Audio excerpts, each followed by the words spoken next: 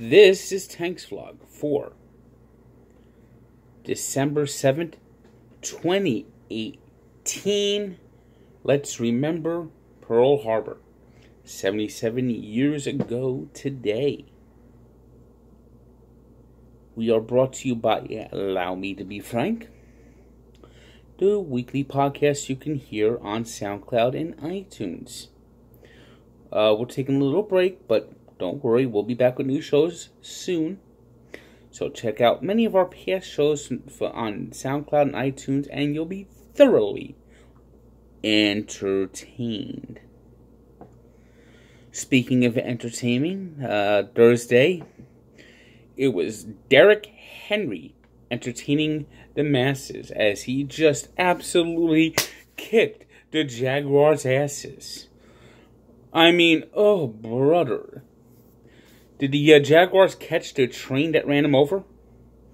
Runs of 99 yards and a 54-yard run where he hit 21.74 miles per hour. One more mile per hour, he actually might have hit warp speed. I mean, the Jaguars. Whoo, the Jacksonville Jaguars. You want to talk about a team? The teams have fight songs. You got the Miami Dolphins fight song, which is kind of lame, but it's special for Dolphin fans. You got the good ones, the Redskins, Hail to the Redskins. You got Bear Down, Chicago Bears. Well, the Jacksonville Jaguars fight song should go, wah, wah, wah, wah, wah, wah, wah, wah, wah, wah, wah, wah.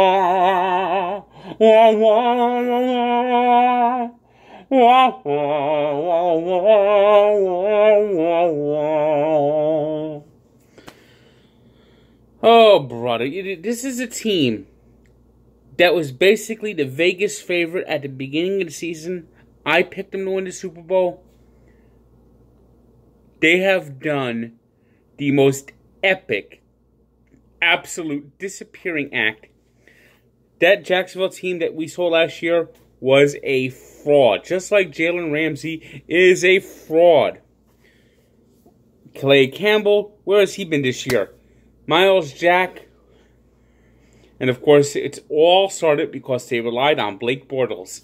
They saw him play in the playoffs last year and they go, yeah, okay, maybe he is good. Wrong! And their defense was the one embarrassed today. I mean, he's throwing these defenders around. This supposedly great Jacksonville Jaguar defense. And then, of course, you got Jalen Ramsey, who barely gets touched, goes down like he's been shot and shoved. The refs didn't buy it. I mean, typical move by someone from the Jacksonville Jaguars. Oh, brother. And the Titans absolutely own the Jaguars. I mean, it goes back to 1999. Jaguars go 14-2, lose only twice to the Titans, and then they lose to the Titans again in the AFC Championship game. That's why they've never been to the Super Bowl. That was the closest they ever been. That was a team that should have won. Unlike last year's team that went to Foxborough and gave the Patriots a fight. And that's why everyone thought this team was good. And all of a sudden this year, then they started out 2-0. They looked good. They beat the Giants. They beat the Patriots. Okay, they lose to the Titans in week 3. They win week 4. And then all of a sudden it's crash and burn. 4-9, the Jaguars are dead. This is a season that's so bad it's going to set the franchise back. They're back to what they were in 2016, a terrible NFL team. And if Doug Marrone doesn't get fired, then it's just utterly hopeless. Moving to London, they're basically going to become the London Silly Nannies. Titans now are 7-6 and are alive and well in that tight AFC race for the 6th wildcard spot.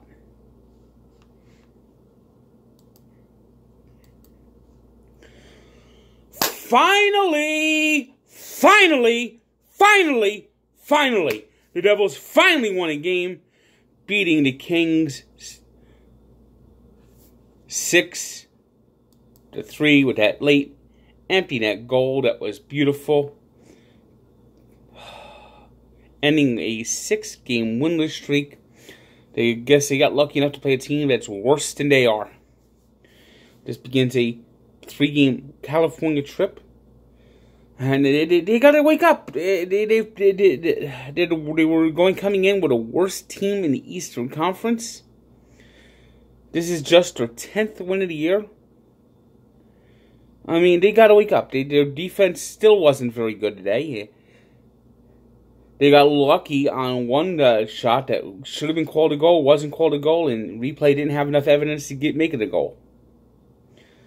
But getting a win is nice. Now it's on to Anaheim and San Jose, and it'd be so nice to get at least 2 wins on this California swing. At least 2. But Kyle Palmieri, who started the year as a house of fire, scored twice. I mean, he's been MIA lately.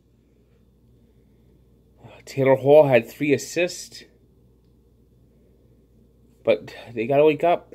They have got to wake up. It was the Red Wings upsetting the Maple Leafs in Toronto 5-4 on Dylan Larkin's overtime game winner. The Avalanche buried the Panthers 5-2. Seth Jones scored in overtime to give the Blue Jackets a 4-3 win over the Flyers. It was the Penguins 6-2 over the Islanders. Big night from Phil Kessel.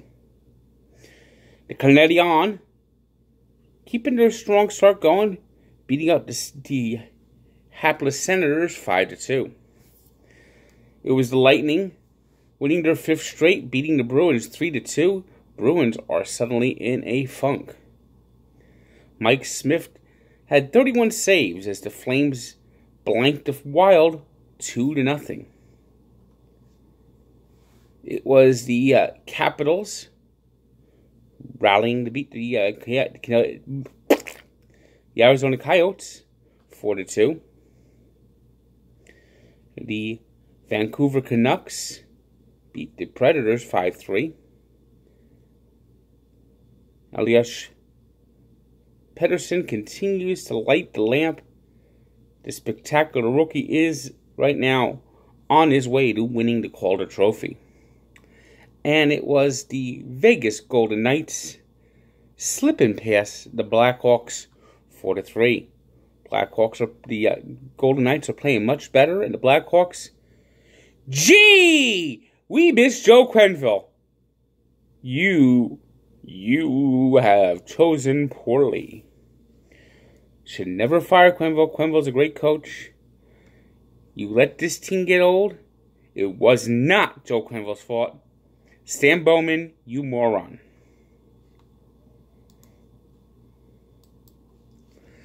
Light night in the NBA. Only 3 games played. Thursday night showcase games, of course, on TNT. It was the Celtics getting a 4th straight win to beat the Knicks 128-100. It was the Trailblazers eclipsing the Suns 108-86. Phoenix Suns are just a dreadful team right now. Houston Rockets struggles continued as they lost to the Utah Jazz 118-91, and Utah is back at 500, 13-13.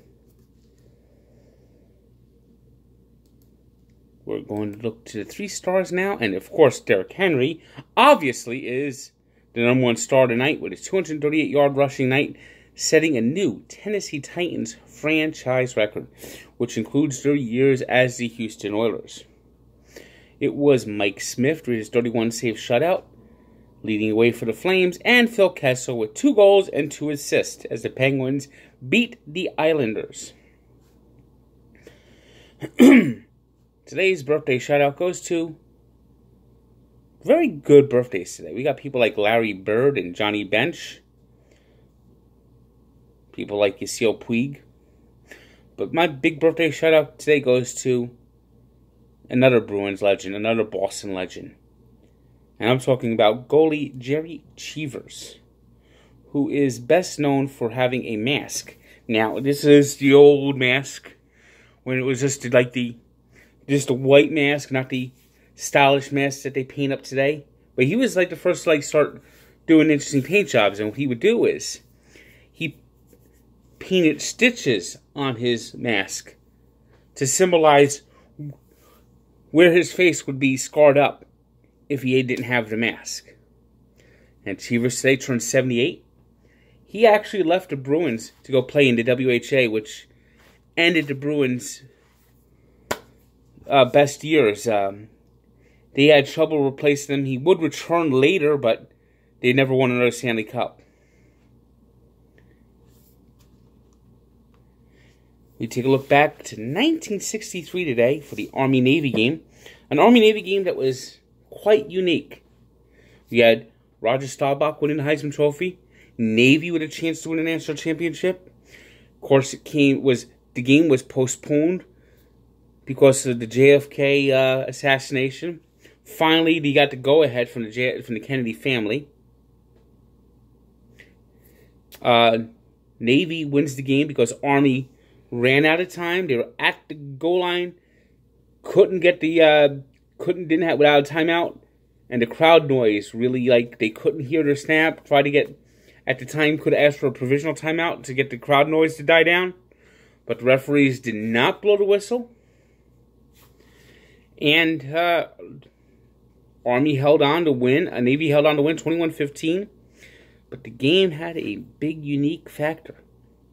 For the first time, instant replay was used by CBS.